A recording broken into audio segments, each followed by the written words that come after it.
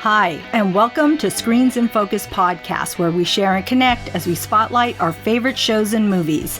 I'm Diana. And I'm Brooke. And this is episode 40. Today, we will be discussing Game of Thrones, Season 8, Episode 3, with the theme of sacrifice, duty, and courage. We will also discuss the Avengers Endgame in a special episode, number 41. We decided to split them up because we have so much to talk about. Yes, we do. Before we dive in, how are you doing today, Brooke? I'm doing really well. Thank you for asking.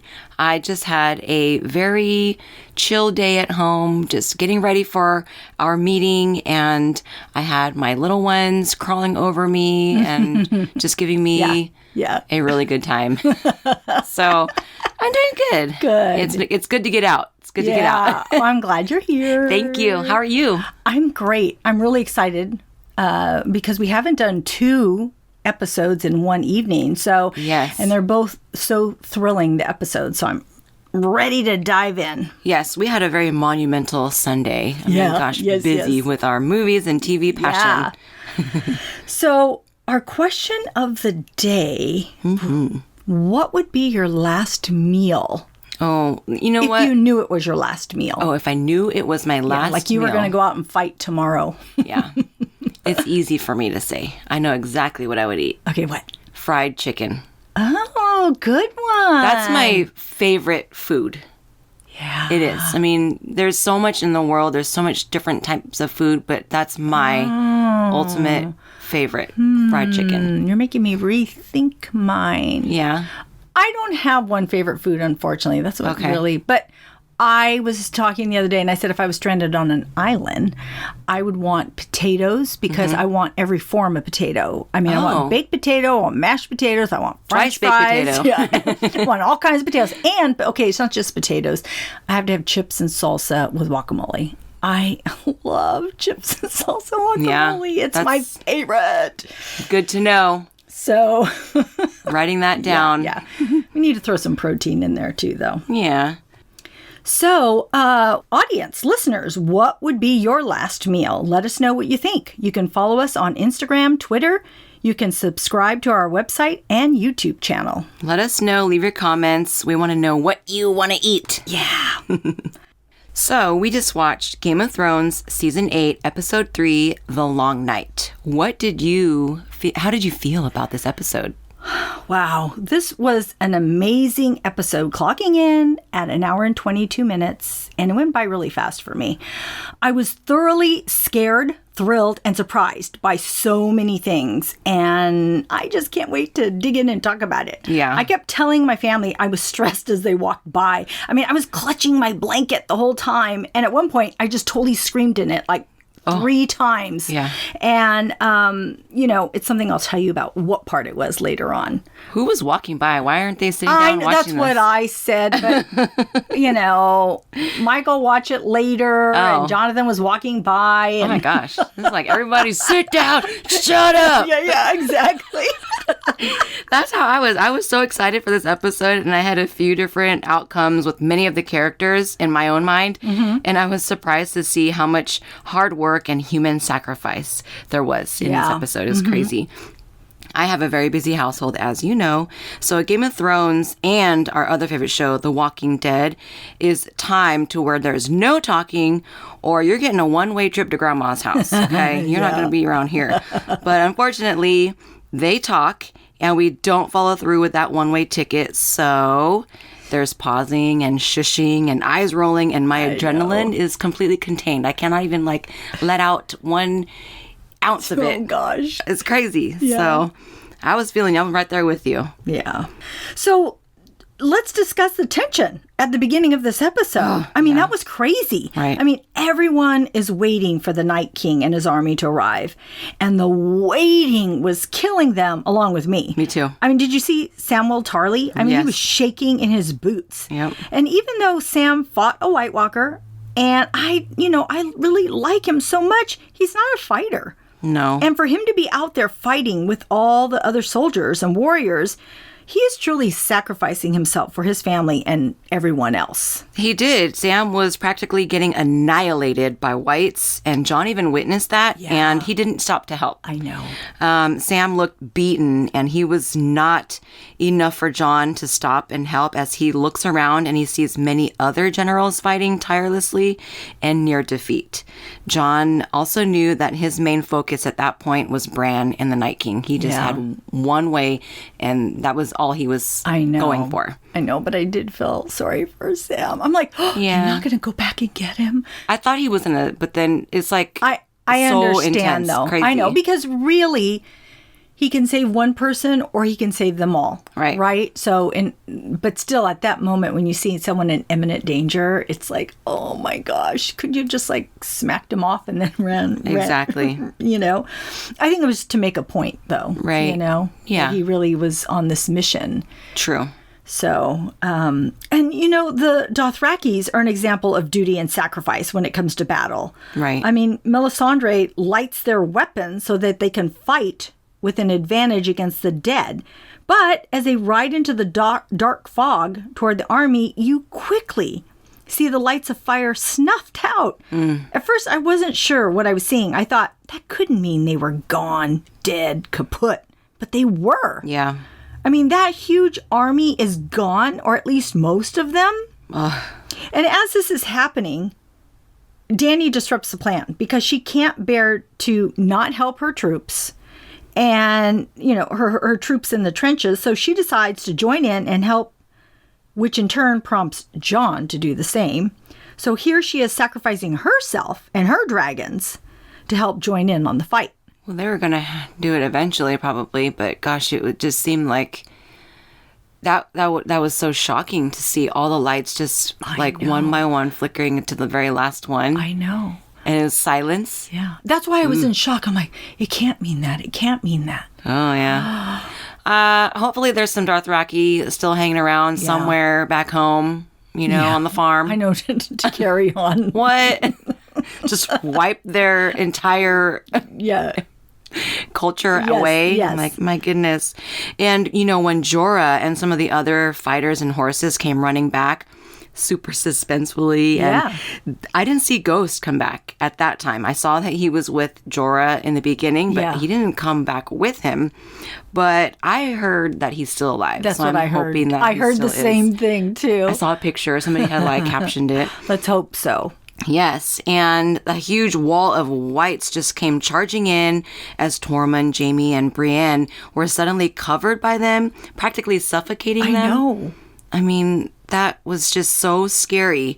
And we see Jaime come to Brienne's aid through all of that. Yeah. I mean, how can you even turn your back when you are completely surrounded? I would be too afraid. I know. I would be too. But I thought seeing that loyalty from Jaime is completely compelling and extremely dedicated bravery. That was absolutely terrifying for me to see her screaming the way that she was and to hear the horror in her voice. That gave me chills. I know. And as they're all fighting, here comes Arya. I mean, I just want to talk about her sword fighting abilities. She is a master at her craft. She is pulling out everything she knows and using it. I mean, everyone is fighting and they're scared, sweating, they're exhausted. And she is swinging that weapon that Gendry made her, and she is using it with ease and precision. Yes. I mean, she's chopping those whites left and right. I mean, cutting them down. Yep. And then later on, she, makes her way into the library and she's creeping around and she's dodging them. And it was so suspenseful and scary. And she is on one side of the whites and, they're like looking underneath, looking for her feet. Ooh, yeah. And, as you're thinking as it goes down to look that it's going to see her, but somehow she's... Well, they have keen sense of sound or hearing apparently, because they hear a blood drop on the floor from her forehead. I know, that's right. And I'm thinking, that's pretty incredible. So I didn't even know, first of all, so we did see the whites fight and attack previously, but I think for a moment I forgot that they have tactical skills. I know. That's what's so scary. I'm like, wait, what? They know how to kill with weapons? So just like that part when I'm going back a little bit, but that part when the trenches are on fire and they're all blocked off. Right. But they all stand there for a little while and it's like their brains are going like, how are we going to get over? How are we going to get over? And they think, oh, what if we just snuff out this fire and make our way? And so they, put out the fire to get across those trenches. I mean, they're thinking, right? Yeah, that's super scary. That was like super scary because you know that they can think. Yeah. Oof. That was so... I mean, I did not expect or did not know how long that fire was going to hold them back at that point. Right. And then when I believe it wasn't Jorah who saw them looking, or, he was looking at them and he saw them falling and just making a bridge for themselves. I thought, oh no. Yeah. And then I'm like, where are the dragons? Why weren't the dragons just blowing them on fire? Yeah. But they were obviously battling their own. Yeah, I know they were busy. So I'm amazed with Arya. I mean, she just is using 100% of her training and is in stealth mode. Yeah. Where'd she get her shoes? I need some quiet shoes like that, tiptoeing around David while he's sleeping. So I can work on this podcast. I need those shoes too. You're right. Beric, he points out to the Hound that Arya is in need of help prior to her going into the library. And they follow her and they put their lives at the chance of death for her. Beric protect Arya until they barricaded themselves in the hall where he dies, and Melisandre reminds Arya of killing many blue eyes. So, she says brown eyes, green eyes, blue eyes, and then something clicked in her mind. Yes. And she just, she just fled. Yeah. She knew exactly what to do, and that was, like you said, using 100% of her training. Yeah. And I just thought, you go, girl. She's going to get them blue eyes. Yeah. Some way, somehow. Yeah. I didn't know at that point. Of course, now we know. But, yeah. So, it was interesting right before all of this part, seeing the Hound with his PTSD. Yeah. I mean, Beric tells him, come on, get up. And the Hound says, can't fight death. And Beric says, tell that to her, and points to Arya. I mean, I was glad that he snapped out of it, but it was really interesting to see that part. I'm glad they actually added it in there. I do like that. Yeah. And I do love that he called Beric a whore. I know. He said more than that, but I didn't want to say that. I called him an effing whore. I'm like, ooh, that's a good one. I'm going to use that. I know. But what about... when Beric put his life on the line for Arya, he was resurrected by the God of Light so many times. And I'm thinking that this was because that was his purpose, to live for Arya. And Melisandre, she served this episode like no other by starting those fires with the Dothraki swords, as well as desperately lighting the trenches. And she knew that this was her last night either way. So, when Melisandre says to Arya, what do we say to the god of death? Arya responds, not today. Yeah. Boom. That's it. That's I love it. My new line, too. Not today. Kids are acting up. Not today. Not today. I love it. Yeah, it is the best line, right? Also, Grey Worm and the Unsullied were holding the line so strong and dedicated, as they needed to retreat behind the walls, but they were maintaining that line instead of panicking in a massive mob. I know. Talk about sacrifice. I know. I mean, you think about, rioting in our modern society and people just going all over the place. Yeah. And in a time like that, they were just still organized and dropping like flies, and they see this ahead like, oh my, it's just amazing. Well, they were pretty organized, but there was some chaos going on in the background. And then we see Lyanna Mormont sacrificing herself when fighting that giant zombie. Yeah. I mean, I couldn't believe that thing picked her up and crushed her in its hand. I thought, really? Are you showing this? She's just a kid. But Yeah. I was so happy when she stabbed it in the eye and killed it. Yeah. And before her death, we all saw how brave she was when she didn't even want to go into the crypt where Jorah Yes. had told her that's where she would be safe. And she said, nope, she's fighting with her people. But when she saw that giant and was smacked by it, I didn't expect to see her rise up and charge at it. I know. A child. She's so, I know. You know, the giant crushed her bones and she valiantly takes it down by, like you said, stabbing its eye. And I hope that someone witnessed her death as she was a young, brave fighter who fought for humanity. Yeah. And she was a girl, a girl, a girl. I had listened to the, you know, how they talk after the episode. I don't know if you saw that, but they were saying that she was supposed to be, I think that's when they said it. I read so many things. She was only supposed to be in one episode. Yes, I read that too. Yeah, and they're like, no, she's too good. We need to give her more. So they, you know, gave her more episodes, and then they thought, we can't highlight everybody's death, but she really deserves Yeah. a good death. And so they thought about not putting it in because she was a child, but they changed their mind on that, and it's really a good thing. I just didn't like the crushing of the bones part. That's the part that, because it felt so real. Yeah. And in her little body, oh, Poor thing. It was hard. Yeah, that was. But hey, you know what? She was there for her country. She was. Okay, so I want to talk about the crypt. Okay. Okay, so unfortunately, guys, for Diana and myself, we were not safe in that crypt. we weren't. chose that we were going to be there. Damn like, it. oh, blah, blah, blah. We're families and we got to take care of everybody. But you know what? Forget that. I'm going to fight. Apparently, it was a terrible place to keep the vulnerable. In fact, it appeared that Sansa was the only person with the slightest bit of dragon glass and who was able to kill the Wrights if there was a chance that they got in. No one seemed to expect the Night of the Living Dead to arise in the crypt, but Sansa and Tyrion made a conscious attempt at using their brains and strength, knowing someone will put themselves in a dangerous situation. But I still don't know who did. Well, I feel like they didn't do anything. I was a little confused by that part. I'm not sure. Did they take a scene out? Because there's something that we're missing, I feel like. I'm just lost.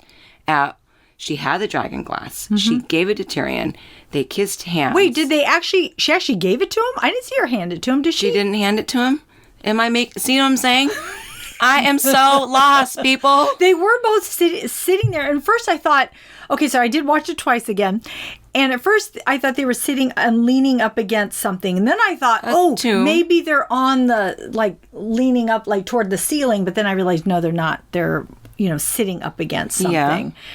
And all this stuff is happening in the background. And then she's holding the dragon glass, and then they look at each other, but I'm wondering, what is he thinking? What is he thinking? And it almost is like I felt like they were saying, okay, let's get up and go now. But honestly, like my eyes told me that she gave him the dragon glass. She did. And then he kissed her hand, and then he took off. What? And I was like, oh, he's going to start slaying right now. Yes, Tyrion, you know how to fight. And you're going to protect everybody in this crypt. Why are you hiding? And then they just went to Varys and like chilled out with the kids. I know, and I thought, well, how did they get there already? So what is that? I need to understand, and I'm having a hard time with that. And I did research, and nobody was saying anything about the details of what happened. I rewatched it. I'm like, okay, really. What happened? I'm going to go rewatch that particular scene again. It's crazy. So I don't know. I mean, maybe they have a new love connection. Like, there was something going on there. I don't know what it was, but there was something. So, yeah, we're going to touch base, everybody, next week because and let us know if you find something out, please. Oh, yeah. Comment on us. Yeah. Let us know what you know because we need help here, apparently, with this situation. Yeah. So, And then we see Theon. Yes. I mean, serving his duty by protecting Bran and fighting off the whites. And as the Night King approaches, Theon is alone with Bran. And Bran tells Theon he is a good man as a tear runs down Theon's face. Yeah. I mean, this was so incredibly moving. I wasn't sure what was going to happen. I was worried for a second, thinking, could Theon run? Might he not be able to go through with this? But I realized that the tear was the realization that he could do this and that he found absolution. I mean, he charges the Night King with all of his might, but is killed in the process. Yeah, that was horrible. He broke his staff and then used the broken end for his death. Oh, man. So, strong. Again, when I went back and rewatched it, Theon killed a lot of them. I mean, I know. So many. Nobody else was standing. Not even the other people that were helping protect Bran, because there was other, soldiers there too. Yeah. But they were all gone, and the whites were all, at least the ones that were all there. I think some more came up, but I thought, man, because they show the scene and they show them all over the ground. And I'm like, Theon, thumbs up to you, man. Yeah. You did a good job. You did what you set out to do, and you should be so proud of yourself. So I'm like, rest in peace, Theon Greyjoy. You served your families well. Were we going to talk about the crows? We can. Okay. So the crows, they fled after Theon rolled his eyes back into his head and was like, yes. What does he say? Oh, I think I have leaving. That. Yeah, on my other things that we noticed. Okay. I think, but not. Let's just talk about it. What does he say to Theon? Oh, he says, I'm going now. I'm going now. Okay. Yeah. Which was hilarious, by the way, because he doesn't come back until, Theon's like, everybody. Where are you going? I know. Because he's like, where are you going? You're in a wheelchair. So then the crows, they fled. And I'm wondering, now that we're here and I'm like kind of reflecting on this today, did the crows lead the Night King to Bran? Is that where the crows went? What happened with the crows? I don't know. I'm thinking maybe so. You think? I tried to figure out what it was too. Maybe he's looking to see. I don't know. Who knows? So the crows, they went to the Night King. We may not know yet. Okay. That's what I'm thinking. Yeah. I'm always giving them credit and saying, okay, it's going to play somewhere here. We just don't know where yet. Right.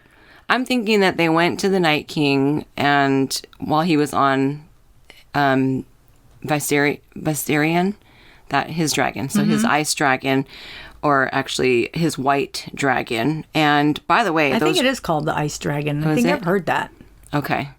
So, but by the way, those dragons were so effective. They did an amazing job blowing fire, and their loyalty to Daenerys and Jon, protecting them and fighting the white dragon Viserion. Rhaegal,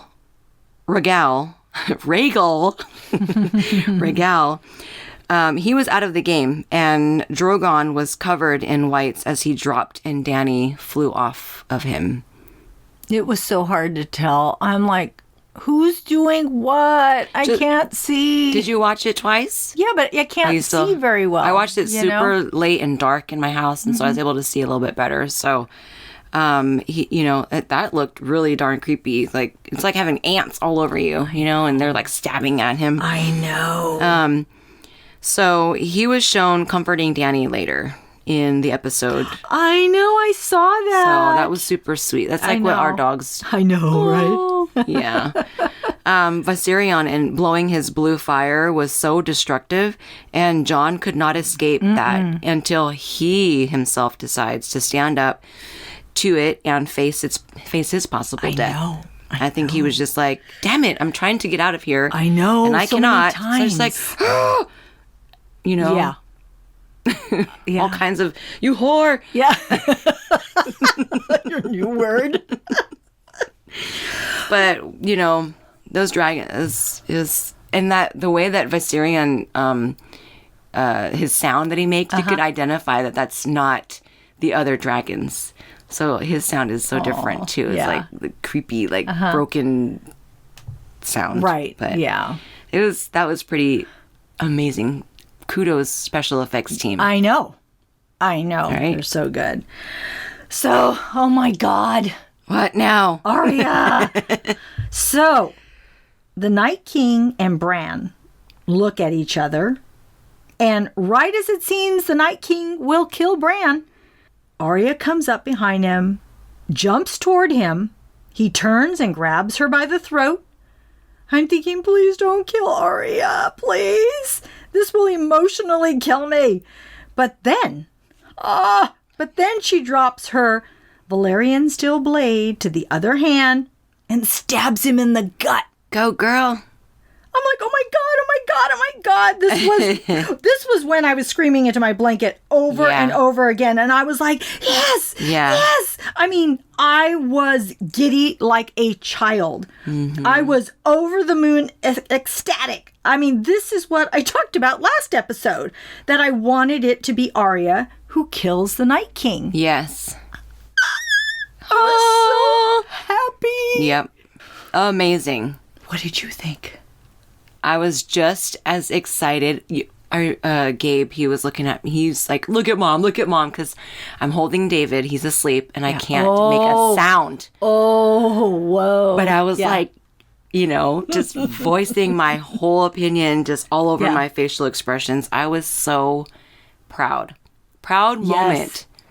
Yes. I mean, she trained so hard, and everything that she went through, in the earlier episodes, I'm like, man, she's a little kid, but she is strong. She is so tough. She wants to kill everybody. But this kill really mattered. This is what she has worked so hard for. And now everything, is like the puzzle piece that we were missing.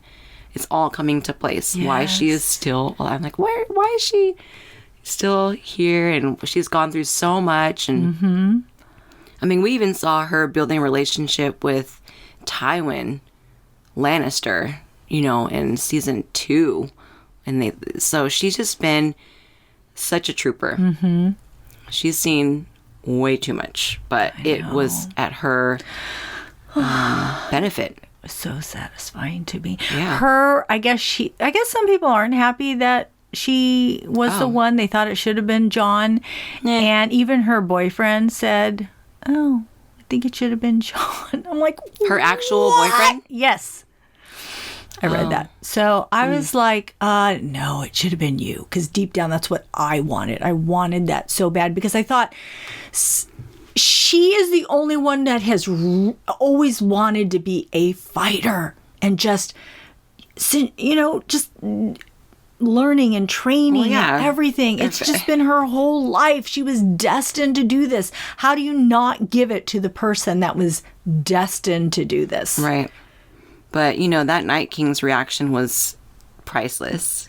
When he sees her drop that Valyrian blade in her opposite hand, and he then explodes to these ice crystals. Yes. Whew. It was just like icing on the cake for me. And Jon was about to get blasted by the white dragon Viserion, and then that dragon explodes along with the rest of the whites like a domino effect. Mm-hmm. Yeah. Proud moment. You go, girl. Yeah. I was thrilled. Yeah. And I was thinking to myself, what is he thinking? He's thinking, oh, somebody must have killed the Night King. Yeah. Oh, and then the other, the Night King's generals were standing there, all in their line. And then one of the hair. Yeah, moved. You see. Yes. And so was it Arya in her little stealth mode? Yeah, with her little sneaky shoes. Yeah. Creeping around the ice. Yeah. Can't hear a thing. Yeah. Yeah. I loved it because she was so quick, right? Yeah. Oh my God. She's like a little ninja turtle. So up a ninja What's turtle. What's she doing? Teenage Ninja Turtle. No, wait. Teenage Mutant Ninja. Don't even get me started, girl. So I also want to talk about Jorah when he comes to Dany's aid when she is grounded because as you spoke of earlier, all the whites are all over the dragon. And he's trying to fly away to get them off of him. Yes. And Jorah fights valiantly to save her, ultimately sacrificing himself to save the woman he adores. Mm-hmm. And, he wouldn't want it any other way. Right. And it was, he dies and Dany just sobs like we've never seen her before. She is totally devastated by his death. Yes. They've been through so much together. Right. Do you think, of all the deaths, of all the ones that we lost, was his the most monumental for this episode, do you think? Yeah, although I think Theon really redeemed himself too. But yeah, I think, yeah. I was really sad when Theon died. Yeah. Both of them were hard. Yeah. So we lost. For different reasons. I hate to say one was more than the other. They're both so meaningful to the show. Mm-hmm. Very, very, yeah. Mm-hmm. So far we lost in the battle. It was Lyanna Mormont, Ed, Beric. That's right. Theon, Jorah, and when Davos was on to Melisandre, he had been, I don't know if you noticed, he was watching her majority of the night with all his time on his hands. Yeah. And he kept his eyes on her, and he sees Melisandre drop her red stone necklace after the fight. Mm-hmm. And she's walking to this desert through all the dead whites and dead soldiers, and she aged immensely and fell to the ground and dissipates, which ends the episode. Mm-hmm. And she was the last one to die, even though she knew in way in advance. Right. Yeah. So her mission was done, and she was probably super old. I know. So I guess, that was creepy. I was more proud of her this episode than I have ever been, because I never really cared for her character. Well, exactly, because she was always doing, I was like, what the hell? Yeah. Is this white or a she red was witch serving doing? them this episode. And so, of course, that's what she said she wanted, I guess, previously, but she would just do whatever it took to get here. And it's like, oh no, you sacrificed that little girl, so I'm not going to like you. I know. So. But she really made an amazing impact. And Arya, even, they talked about the last time that they saw each other. So yeah, I think that was a really amazing episode, Diana. It was. Amazing. It really was. This whole season has been so good. Yeah, I cannot wait to get my box set once, I just love it. What were some other things that you noticed, Diana, in this episode? Well, we previously touched on it, but I just really want to know where this relationship is headed between Sansa and Tyrion. Mm-hmm. I want to know, where is this going? I don't know. Will they just be friends? But I don't know. There was kind of that look she was giving him. I'm like, what? Could this go somewhere? They are married. I don't know. But then he made that comment, we should have stayed married. Yeah. So what? And she said, in Westeros, if you leave, that means you're divorced. Is that how easy it is out in Westeros? Yeah. So we'll see. I don't know. I just, like I said, I just need to know what happened in that crypt. Like, what's gonna... Yeah. And so, and I was thinking about Bran. I really do like his philosophy on telling everyone if they didn't go through their past, that they wouldn't be who they are today. Mm-hmm. And like we said, where did he go? I still rattling my brain about where he went and what was that whole purpose. But, well, maybe they'll explain that in the next That's episode. what I'm hoping. Because they can't leave us hanging. We've got 2 questions. Yeah. Yeah. Sansa and Tyrion. Yeah. And then Bran and them crows. Yeah. And then the Night King's weapon of control over the weather. That was unfair. Yeah. Here, when Jon and Dany were heading toward him, and then all of a sudden, what was it? Snow, the blizzard, sleet, fog, came. everything. Yeah. They could not see at all. At first, I was like, oh, is it the dragons that are melting and it's creating evaporation and like, is it going to start raining now? Like, yeah, that was pretty crazy. And then like, just the control of the weather, but then he had control over resurrecting the new dead soldiers. I know. That I didn't expect. Well, we knew he could do that. That was like very scary when that happened. I don't know that I've seen him do that. I don't. Yeah, he did. They did do that. Wasn't that when John saw him? I remember. I don't know where they were fighting, but John saw him across the water, and he saw him resurrect the people that had just died that were fighting against on the him. Ice Lake.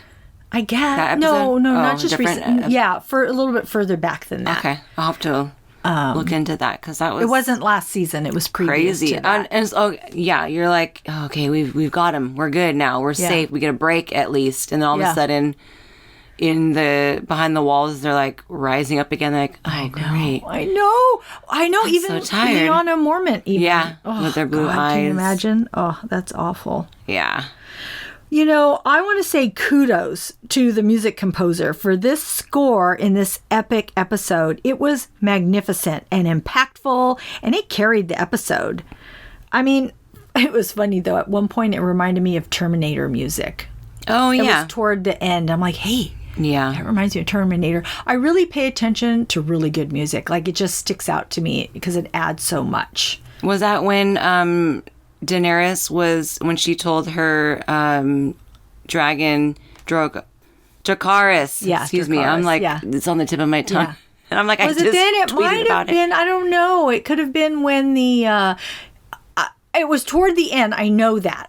But I can't remember exactly what scene. I just know that all the music the whole way through was so darn good. But it's funny that you say the Terminator thing, though, because I heard it. Yeah, I know Terminator. Everybody has their own theme music. Like Melisandre, I recognize her theme music, but I think for sure when she says Dracarys, that's her theme music, and it was totally like the Terminator when Arnold Schwarzenegger goes down into the lava. And so somebody else had said that about the T-1000, like you try to kill it and then it's like, hi, I'm still here. Yeah. So what other things did you notice? Well, I noticed in the front lines, or whatever part of the lines, there were a lot of women fighting. So that was us, you guys. We decided not to go in the crypt, and we were fighting out there with everybody else. We were. And I also really liked when Arya gives Sansa the dragon glass, and Sansa's like, I don't know how to use it. And then Arya just tells her, stick it with the pointy end. I know. And Jon told her that when he gave her needle. Yes, it was so funny. So, yes, I absolutely was amazed at this show. And that just makes me wonder, Diana, why do you love Game of Thrones? Because it's fantastic. The writing, direction, acting, set design, the score, everything that went into making this look so real. The way they balanced the whole episode between chaotic battle and fearful silence and takes us on an emotional journey. It's a masterpiece for sure. Ditto. I also feel the same. I mean, sometimes there are no words to describe why I like the show. I'm just like, well, do you like this genre? Do you like that kind of action? Then you'll love Game of Thrones. There's no question about it, hands down. But particularly this episode, I heard that it took 55 nights and more to film this show, which was directed by Miguel Sapochnik. Yes. And he was the same director as The Battle of the Bastards, which was another episode that I watched multiple times after it aired because it was just so good and monumental, and just everything, like the blood, sweat, and tears with the production, but also with the actors along with the characters giving that to us. I know. It was so good. I love it when everything just comes together. Yep. I feel you. This is the best show that I have been so faithful to. Who would your award of this show go to? Arya. Hello, people. Arya. A, she's a badass. B, I loved her response when Melisandre asks her, what do we say to the god of death? And Arya says, not today. I mean, these are the words that her teacher, Sirio Farrell, if I'm pronouncing that anywhere close, and I just love that. And also, she killed the Night King, which was my biggest hope for her in this whole series. Yeah. What about you? Who would your award go to? What is your favorite moment, character, or quote? My award would go to Arya. Yay! 2. Winner, winner, chicken dinner. Fried chicken, please. Yes, fried with chicken. Potatoes.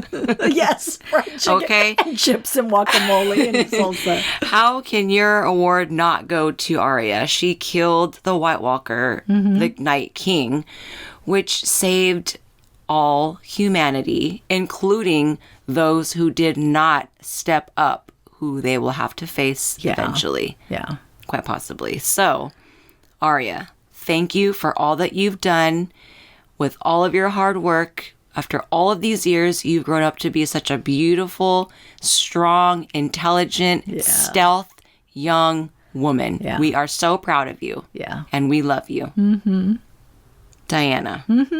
Yes, is there anything else that you're watching besides Game of Thrones? Oh, I can't believe, because what else do you need? I know.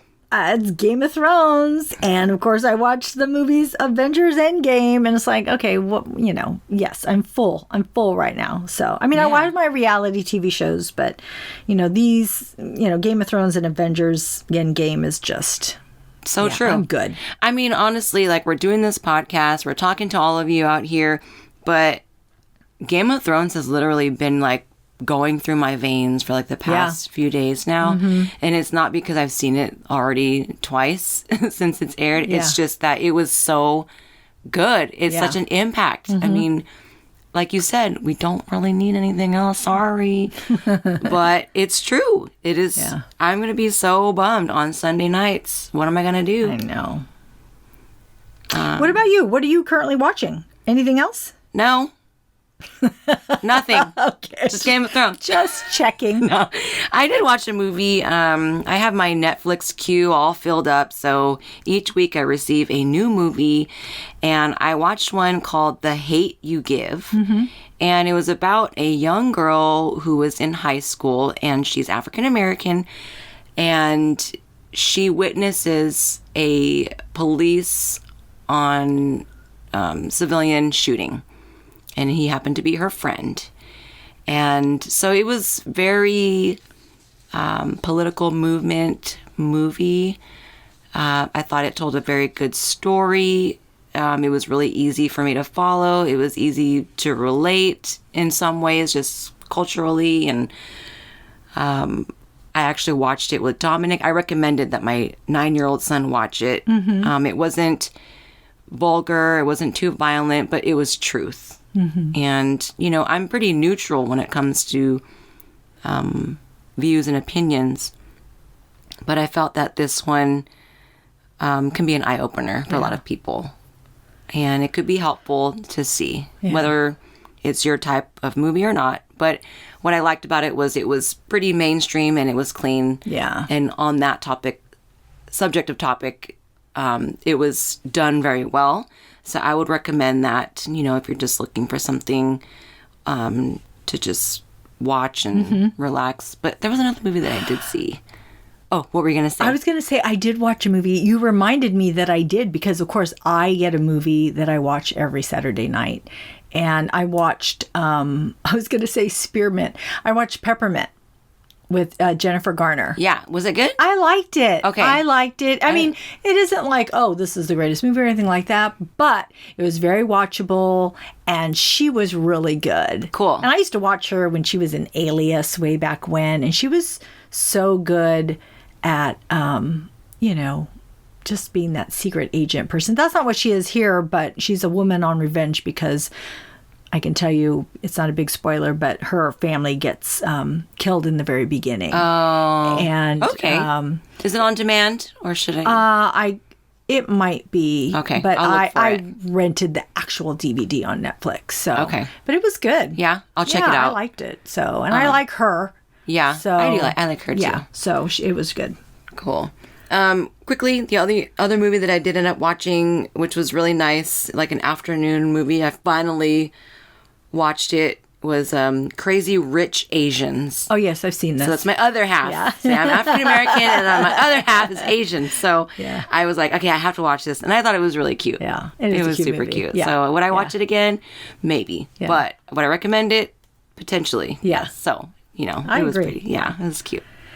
Okay, that's our show. Thanks for tuning in. We are grateful you tuned in, and we hope something we said today resonated with you, gave you a chuckle, some happiness, some positivity, or inspiration. Please subscribe to our podcast and tell a friend. We would love more members of our TV club. Rate and review the podcast on iTunes and Stitcher. We do need your feedback. And we will be uploading a new episode on Tuesday, May 14th. The next show will be on Game of Thrones, Season 8, Episode 4. We only have 3 more episodes left, people, and please tune in and share your feedback. You can find our website listed on our show notes. See you next time. Bye. Bye.